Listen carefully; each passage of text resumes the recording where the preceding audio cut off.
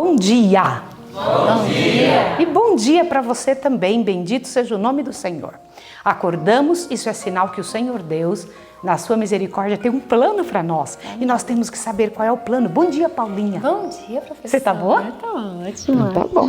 E nós vamos cantar o hino 390, só que antes a gente vai orar, tá bom? Pega aí o seu inário, pega o hino 390 para a gente poder cantar bem, com o coração cheio. Só que antes vamos orar. Vamos orar?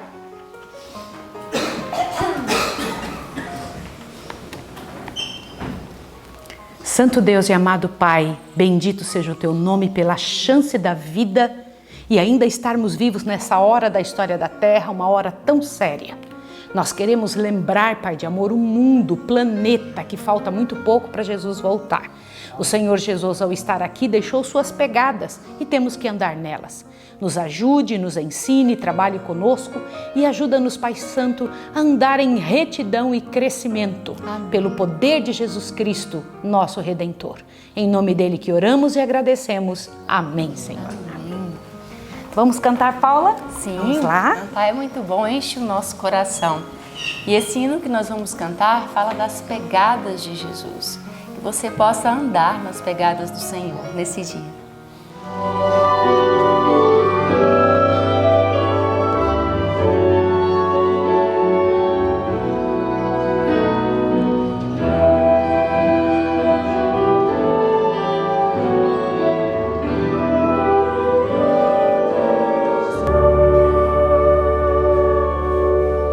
Sigo a perigosa estrada deste meu viver, onde cada passo em falso pode ser meu fim, mas eu sempre em frente, pondo sempre os meus pés sobre as pegadas que Jesus deixou pra mim. Eu vou para onde este trilho me levar. Quero no final dele encontrar o meu Jesus. E se alguém vier atrás de mim, por onde vou, vai ver que Cristo e eu deixamos uma pegada só.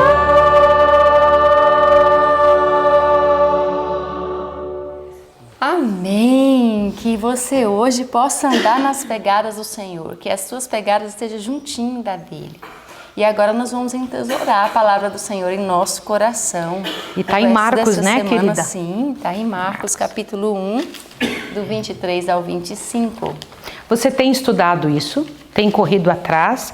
Estes versos, segundo o que o Senhor Deus nos ensina, serão que nos darão força para mais tarde, daqui uns dias, nós podermos fugir juntos pelas montanhas e vamos declamar esses versos. E esses 50 versos que estudamos, né, que são aqueles que a senhora White com a Bíblia aberta levantou, eles são um resumo bíblico do que vai acontecer com o povo de Deus no final.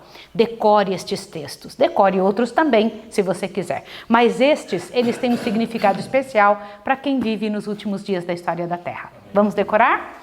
Marcos 1, 23 a 25, não é isso, querida? Sim, vamos lá. 3? 1, 2, 3. Marcos 1, do 23 ao 25. E estava na sinagoga deles um homem com o espírito imundo, o qual exclamou, dizendo: Ah, que temos contigo, Jesus Nazareno? Vieste destruir-nos? Bem sei quem és, o Santo de Deus. E repreendeu Jesus, dizendo: Cala-te e sai dele. Marcos 1, do 23 ao 25. Marcos 1, do 23 ao 25. E estava na sinagoga deles um homem com espírito imundo, o qual exclamou, dizendo: Ah, que temos contigo, Jesus Nazareno? Vieste destruir-nos? Bem sei quem és, o Santo de Deus.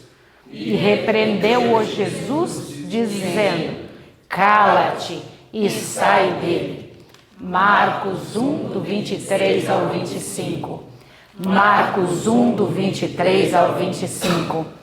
E estava na sinagoga deles um homem com um espírito imundo, o qual exclamou, dizendo: Ah, que temos contigo, Jesus Nazareno? Vieste destruir-nos? Bem sei quem és, o Santo de Deus. E repreendeu-o Jesus, dizendo: Cala-te e sai dele. Marcos 1, do 23 ao 25. Amém. Que o Senhor Deus nos ajude a manter este estudo que vamos ter agora no coração durante o dia. O Senhor Deus não separou esse ano bíblico de uma forma aleatória. Ele ungiu estas pessoas que fizeram a separação do Velho e do Novo Testamento para que nós possamos, nesses últimos dias da história da Terra, estarmos sendo preparados para as coisas que virão, para a vitória do Senhor que chegará até nós. Amém. Deus abençoe você e até amanhã. Um bom dia. Bom dia, amada escola. Bom dia. Bom dia, amadinho Jesus. Bom dia, professora Joana. Bom dia, Escola de Profetas. Bom dia. Bom dia aí que você está em casa, que Deus o abençoe abundantemente nesta manhã para mais um estudo. Amém. E estamos felizes de poder estudar a Bíblia junto com você. Então já pega aí a sua Bíblia, tá? E vamos já abrindo, né, na referência de hoje. Qual é a referência? 1 Coríntios, do capítulo 4 até o capítulo 6. Nós vamos estudar hoje esse capítulo. Que legal, né? E agregado a Atos 18, né? Isso. E também a esse livro fantástico que nós estamos lendo a cada dia, Atos dos Apóstolos, o capítulo 24. E que bênçãos tremendas Deus tem para nós hoje no estudo, né? E eu queria convidar você a fechar os seus olhos e fazermos uma oração para pedirmos a bênção de Deus. Querido Deus e amado Pai, agradecemos a chance e a oportunidade que temos de ter a Tua Palavra e neste momento queremos ouvir unicamente a Tua voz. Que o Teu Espírito Santo fale aos nossos corações, em nome de Jesus. Amém. Amém, Senhor. Kalel, você é um rapaz chamado por Deus? Com certeza. Você sente isso? Um chamado para ser missionário. Amém, eu também sinto isso, um chamado do Senhor. E Paulo, que é a pessoa que nós estamos estudando aqui no livro de Atos, ele também foi um chamado por Deus, não foi? Ele foi um ministro do Evangelho. E o capítulo 4 de 1 Coríntios começa justamente falando disso, de um chamado. Será que o pessoal ali de casa tem um chamado? O que você acha? Com certeza. Todos são chamados por Deus para cumprir a missão, professora. Sim. E aí nós temos que pensar, se nós temos um ministério, se nós somos chamados por Deus, quais seriam as qualificações para cumprirmos esse chamado? Então, dentro do ministério de Paulo, nós vemos 3 pontos fundamentais: fidelidade, humildade e também ternura. Se você ler o verso 2, você lê pra gente o verso 2 do capítulo 4? Sim. O verso 2 diz assim: além disso, requer-se dos mordomos que cada um se ache fiel. Olha aí, Paulo estava ali dizendo ao pessoal de Corinto que ele era um chamado de Deus. E como um chamado do Senhor, ele entendia a sua responsabilidade diante do Senhor. E ele dizia: o meu papel, a minha obra, eu a cumpro com fidelidade. E olha que importante é isso, né? Nós temos, como dispenseiros de Deus, né?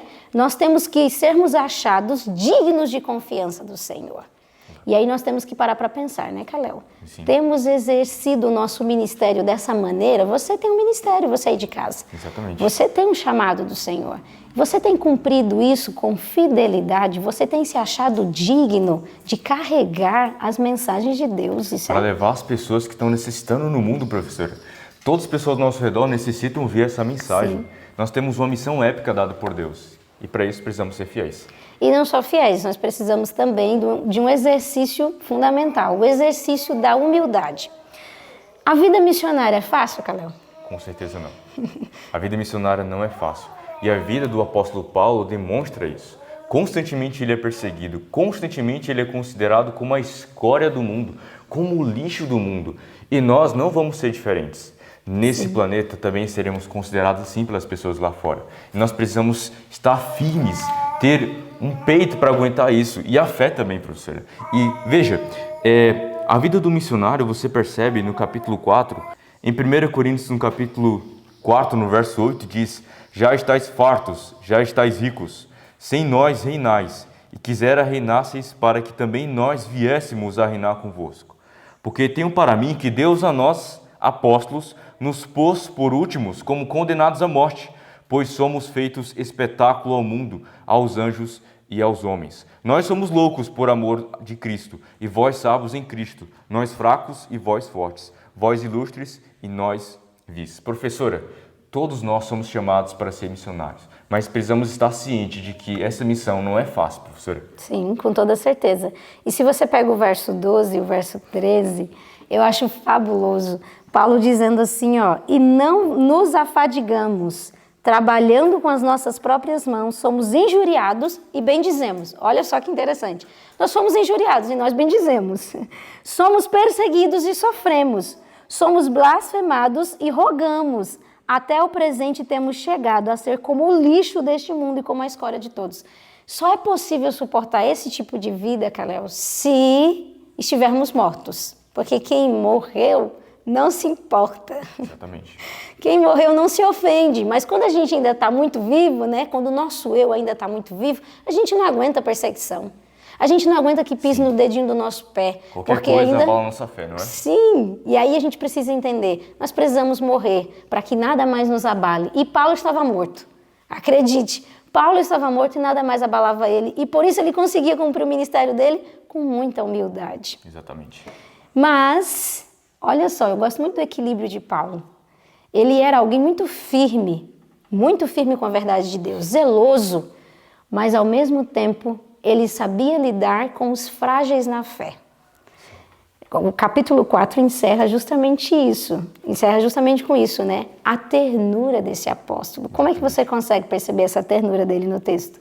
Professora, quando nós lemos as cartas paulinas, principalmente a de Coríntios, percebemos que o apóstolo ele se preocupa em repreender os seus amados discípulos ali, que estavam cometendo terríveis pecados. Então, se você ler do capítulo 1 até o capítulo 6, você percebe que o apóstolo ele faz correções a algumas atitudes que alguns irmãos ali estavam praticando. Você pode perceber que no verso 14 diz assim, ó, não escreva estas coisas para vos envergonhar, mas admoestamo-vos como meus filhos amados. Então, professora, o apóstolo Paulo, ele ama tanto aqueles cristãos de Corinto que, a fim de conceder ou se preocupar com o bem deles, ele faz essas correções. Naquele contexto de Corinto, os cristãos daquela época estavam rendidos ao paganismo, professora. Você pode perceber que naquela época, no contexto da época do apóstolo Paulo, os irmãos em Corinto cometiam tantos pecados, mas tantos pecados, que até na lei romana daquela época não aprovava aquilo. Sim. Por exemplo, o incesto. Na lei romana não aprova isso. E os irmãos da igreja praticavam esse terrível ato. Então, o apóstolo Paulo ele começa a falar um pouco sobre isso, sobre esses pecados que precisam ser corrigidos o mais rápido possível. E você faz uma relação, professora, com o tempo de hoje. Professora, hoje, no tempo atual, o mundo vive como se não houvesse lei? Sim. E o que a senhora acha de como a gente pode reagir diante de tudo isso? No capítulo 5 do 1 Coríntios, Paulo vai tratar justamente disso, porque há um escândalo dentro da igreja, não é? Sim. Aqui Paulo vem trazer uma situação à tona, ele vem trazer a situação de um incesto. E aí ele nos ajuda a como lidar com dificuldades, como ajudar uma pessoa que está em erro. O capítulo 5 vem falando exatamente disso, qual é a posição correta quando se descobre um pecado. Olha como nós temos que aprender a ter discernimento do céu, porque muitas vezes a gente lança tudo na internet para os quatro ventos, né? Exatamente. E Paulo vem nos ensinar qual a maneira correta de se posicionar quando alguém entra em pecado. Se você olhar aqui o verso 2, a primeira coisa que ele fala é o seguinte, ó. Estais ensoberbecidos e nem ao menos vos entristecestes por não ter sido dentre vós tirado quem cometeu tal ação. Então, a igreja de Corinto estava vivenciando essa situação, esse pecado que era público, e ninguém tomava nenhuma posição. E ainda havia no meio deles um orgulho espiritual. Exatamente. Eles não se importavam com aquilo, eles toleravam o pecado. Sim, e aí não tomar uma posição, você já está tomando uma posição. Exatamente. E aí Paulo falou assim, como é que vocês estão vendo essa situação acontecer e vocês não tomam posição nenhuma? Aí ele fala, eu que estou longe já tomei minha posição. Essa pessoa tem que ser disciplinada. Exatamente. E é isso que você vai encontrar aqui no verso 3 e 5. Ele vem falar exatamente disso. E aí no verso 4 ele fala assim, ó, em nome do nosso Senhor Jesus Cristo, junto vós e o meu espírito com o poder de nosso Senhor Jesus Cristo, seja este tal entregue a Satanás para a destruição da carne, para que o espírito seja salvo no dia do Senhor Jesus. Você acha essas palavras fortes? Você já ouviu falar de disciplina redentiva? Uma disciplina para a nossa salvação. Exato. Todo disciplinar tem que ser para a redenção da pessoa que está em pecado. E era exatamente disso que Paulo estava dizendo. Não se coloca panos quentes. Se expõe à situação, não ao público, mas à pessoa que está em erro. Diz assim, olha irmão, está sendo percebido essa situação. Precisamos resolver. E aí, o texto aqui nos ensina que nós não devemos tirar as consequências de quem cometeu um ato errado. O amor não faz as consequências diminuírem. Pelo contrário, o amor disciplina, admoesta, exorta, mas a pessoa precisa entender que aquilo causou uma consequência. Exatamente. A própria Bíblia fala que o Senhor, por nos amar, disciplina e repreende aqueles que o amam. Então isso é necessário. A gente está aberto para receber essas repreensões porque é para a nossa salvação. Sim, e ele termina o capítulo 5 justamente dando orientação sobre a sensualidade, que era um dos maiores problemas ali de Corinto, da igreja. Então ele vem trazendo a orientação. Então todas as coisas me são lícitas, mas nem todas me convêm. E aí Paulo vem nos orientando de como é que deve ser regida a nossa sexualidade. E isso é tão importante porque esse é um assunto que está sendo banalizado, infelizmente. E olha só, hoje há um slogan na sociedade. O slogan é o seguinte, meu corpo, minhas regras. Eu faço o que eu quiser com o meu corpo é meu. Você não manda no meu corpo, quem manda no meu corpo sou eu. E não é isso que a Bíblia vem dizendo. A Bíblia fala que você foi comprado, você não se pertence. Foi comprado pelo sangue de Jesus. E tudo que nós fizermos no corpo, nós receberemos no próprio corpo. Exatamente. Olha a seriedade disso. E é por isso que no verso 18 do capítulo 6, Paulo dá uma advertência muito interessante. Ele diz assim, ó, fuja da impureza. Fuja. E no original, essa palavra, o sentido é, tenha o hábito contínuo de não se associar com tal coisa. Então, veja só que importante, Kalel, nós temos que aprender a fugir das impurezas, seja pelo que você olha, pelo que você ouve, pelo que você pensa, pelo que você sente. Precisamos aprender a fugir porque somos comprados pelo sangue de Jesus. Exatamente. O interessante é que no mesmo livro, 1 Coríntios, Paulo nos chama a atenção para, quer comamos ou bebemos ou fazemos qualquer outra coisa, precisamos glorificar o nosso Deus. E aí vem a pergunta, você está glorificando a Deus por meio do seu corpo? Por meio de sua aparência, por meio do seu falar, por meio do seu comer, por meio do seu pensar? Enfim, toda a nossa vida deve girar em torno de glorificar somente a Deus, professora. Esse deve ser o nosso foco. Nós não podemos entender que nosso corpo pertence a nós mesmos, mas somente a Deus. Amém, que seja assim mesmo, essa realidade na nossa vida. E olha, outro ponto aqui, Kalel, que o capítulo 6 trouxe, que eu acho que é interessante a gente apontar para o pessoal de casa, é sobre as diferenças que havia entre os irmãos. Sim. Havia algumas picuinhas, né, ali no meio da congregação, e eles tinham o hábito de não se resolver entre si. Eles levavam o caso deles diante de um juiz pagão. E aí Paulo vem trazer uma orientação que é muito importante para nós como igreja hoje. Qual é essa orientação? Para nós resolvermos as coisas mínimas entre si, professora.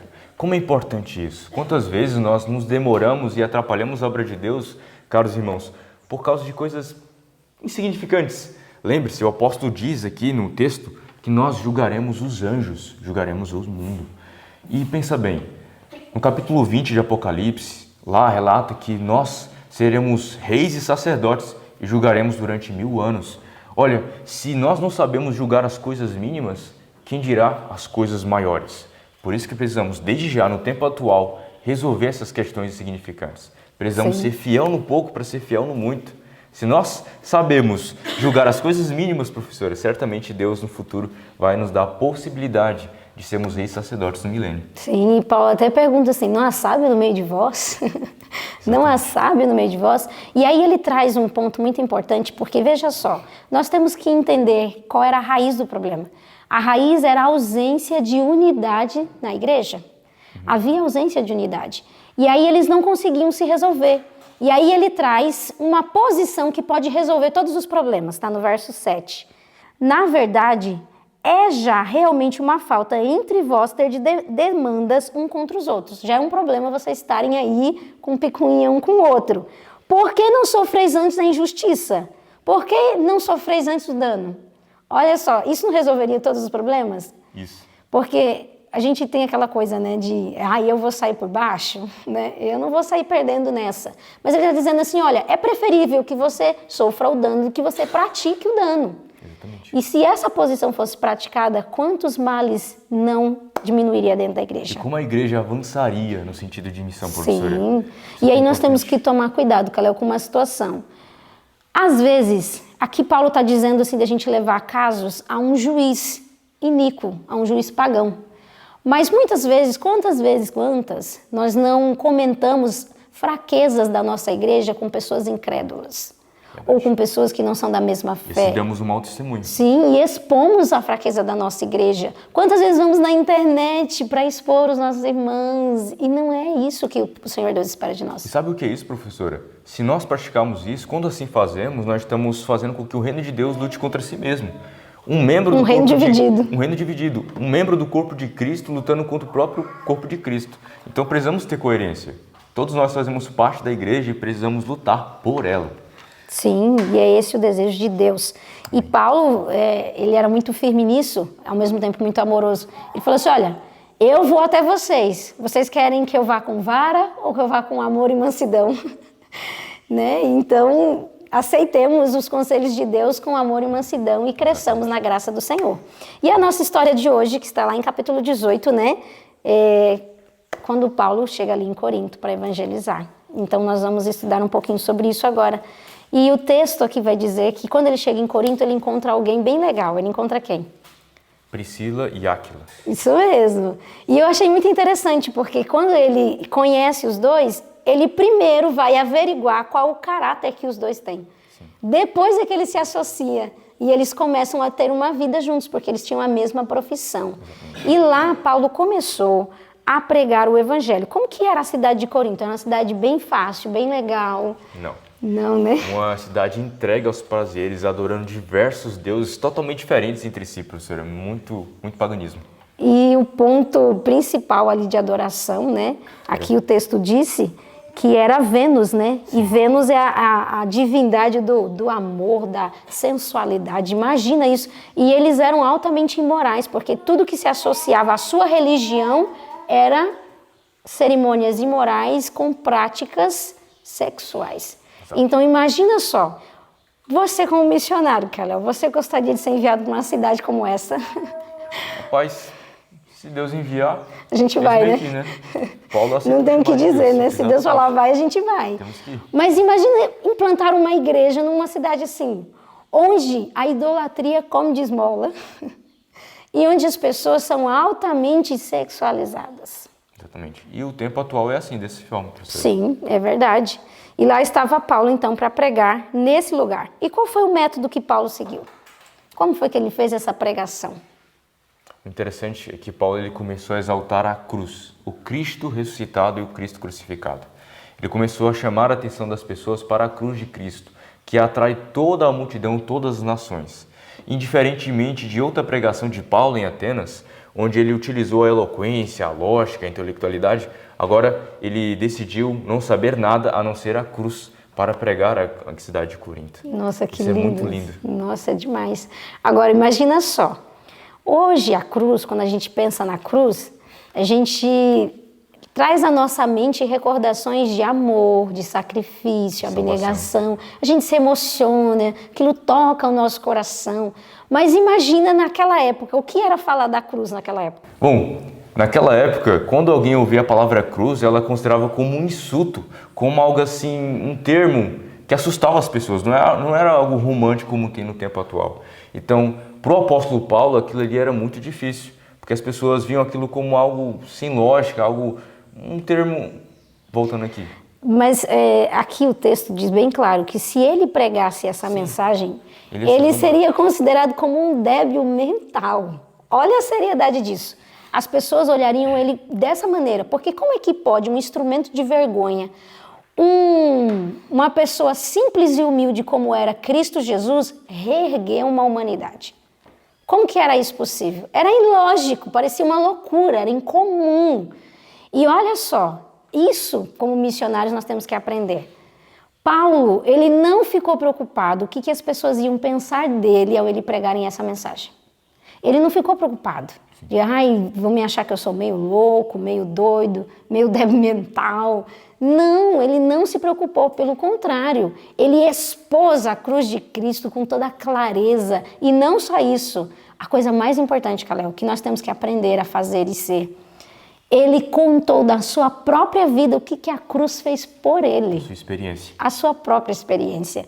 E isso foi tão extraordinário na mente do pessoal de Corinto que houveram muitas conversões. Muitas pessoas se decidiram porque vislumbraram o amor do Pai através da cruz. E que poderoso! Não pensa que a cruz perdeu o seu poder. Levante a cruz de Cristo. O Senhor Jesus Cristo, Ele mesmo disse a Nicodemos, quando eu for levantado, todos atrairei a mim.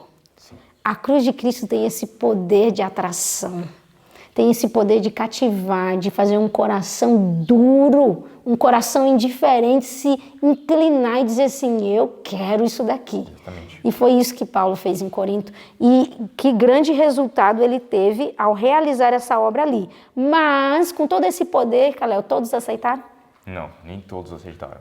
Os judeus daquele tempo ali rejeitaram, insultaram e começaram a perseguir o apóstolo Paulo, porque ele começou a pregar dessa forma. E o interessante é que a gente pode fazer uma séria reflexão sobre isso. Os judeus rejeitaram uma mensagem de salvação, uma mensagem que os levaria para a vida eterna, professor. Os judeus incrédulos, né? Os judeus incrédulos rejeitaram toda essa mensagem.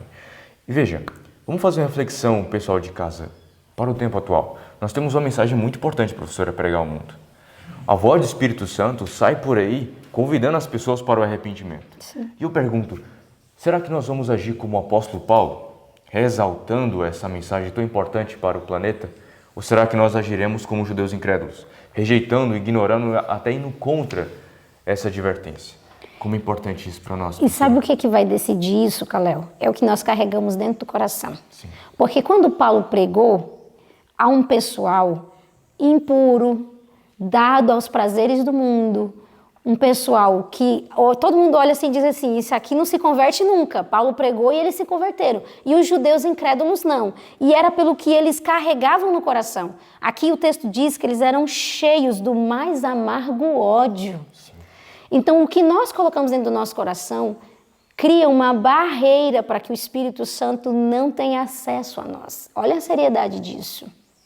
Então veja que importante é nós pedirmos a Deus essa purificação do nosso coração, para que a gente tenha condição de aceitar a mensagem de Deus e ser transformado. Exatamente. E foi exatamente isso que aconteceu. Como é importante, professora, cuidar com sentimentos que podem atrapalhar a voz do Espírito Santo no nosso coração. Sim, e aqui vai dizer que houve um momento que Paulo, depois de tanta perseguição, imagina, tanta chateação, tanto incômodo, o pessoal agitando a cidade, foi uma coisa terrível. A cidade já era difícil, os judeus não facilitavam a vida de Paulo. Diz que depois de tanta perseguição, Paulo desanimou. Eu tomei um susto com isso daqui, porque eu olho para Paulo como o imbatível, né? Como se ele não tivesse problemas, como se ele sempre fosse um homem de aço, né? E ele nunca titubeasse.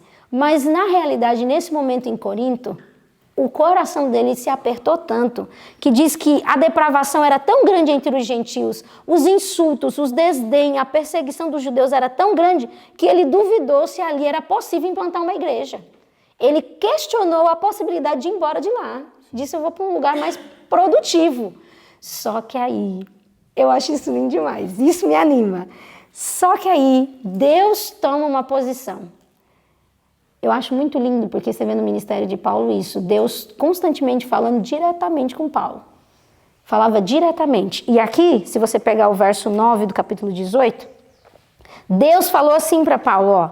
E disse o Senhor em visão de noite a Paulo, não temas, mas fala e não te cales. Porque eu sou contigo, e ninguém lançará a mão de ti para te fazer mal, pois tenho muito povo nessa cidade. Olha que extraordinário isso, Kalel. Na visão de Paulo, ele olhou assim e disse assim, esse campo é infrutífero, eu não vou ficar perdendo meu tempo aqui. Na visão de Deus, tem muita gente para salvar nessa cidade, não fica calado, fala. Deus tem outra visão.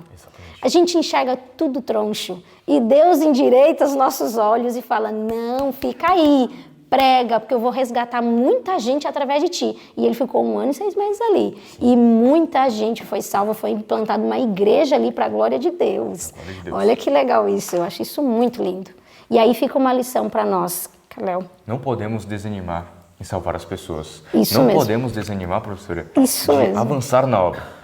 Lembre-se que Cristo está ao nosso lado. Ele prometeu no capítulo 28, no verso 20, que Ele estará conosco todos os dias até A consumação dos consumação séculos. do século. Amém. Enquanto evangelizamos as nações, Jesus está bem ao nosso lado, nos ajudando nessa obra tão importante. Amém. Você não está sozinho. Você tem o Senhor Jesus Cristo e também tem a nós, né? Porque nós somos companheiros de batalha. Agora, para a gente encerrar, Kalel, eu queria ler esse parágrafo aqui do livro. E eu quero ler com você esse parágrafo que é tão lindo. Aqui o meu livro, na página 246, tem um parágrafo que começa assim, por ocasião de sua conversão.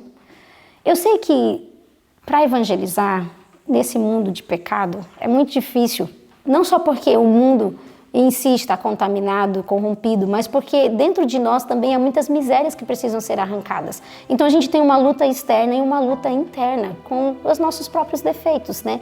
E às vezes isso é desanimador. E eu sei que são muitas lutas, e eu sei que você de casa pode ter muitas vezes ao longo do caminho aquele desânimo, aquela vontade de desistir, de deixar tudo para lá. E eu quero te ajudar, porque Deus me ajudou hoje. E eu quero compartilhar essa ajuda. Esse parágrafo diz que o amor para com o Senhor da glória, a quem tão implacavelmente perseguira na pessoa de seus santos, era o princípio que atuava em sua conduta, o motivo que o impelia. Por que Paulo era o imbatível, né? Porque ele era movido por esse amor. Se acontecia afrouxar o seu amor no caminho do dever, um olhar à cruz e ao amor admirável ali revelado era suficiente para fazê-lo cingir os lombos de seu entendimento e impeli-lo na senda da renúncia de si mesmo. Amém. O que curava o desânimo de Paulo? A cruz. A cruz. O que vai curar o nosso desânimo? Nossa vontade de desistir, de deixar tudo para lá. Olhar para a cruz.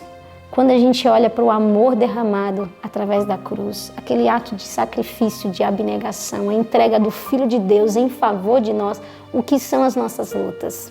Só tornam tão pequenas, né? O que são as nossas dores comparadas aos pregos de Cristo Jesus? São pequenas demais. E aí o nosso fervor, o nosso zelo é renovado através desse amor. Se você hoje está triste e abatido, olhe para a cruz de Cristo. Se você hoje está desanimado, com vontade de desistir, olhe para a cruz de Cristo. Lá está o bálsamo, a cura de tudo que nós precisamos para a nossa alma. Exatamente, professor. E que o Senhor Deus te ajude nessa jornada de evangelizar. Que o Senhor Deus te fortaleça a não desistir das pessoas, não desistir da obra de Cristo. Amém. É assim que eu quero avançar. Você Amém. também, Kalel? Exatamente, com Que bom. certeza. Que Deus abençoe você de casa. Muito bem. E vamos orar então com eles? Vamos?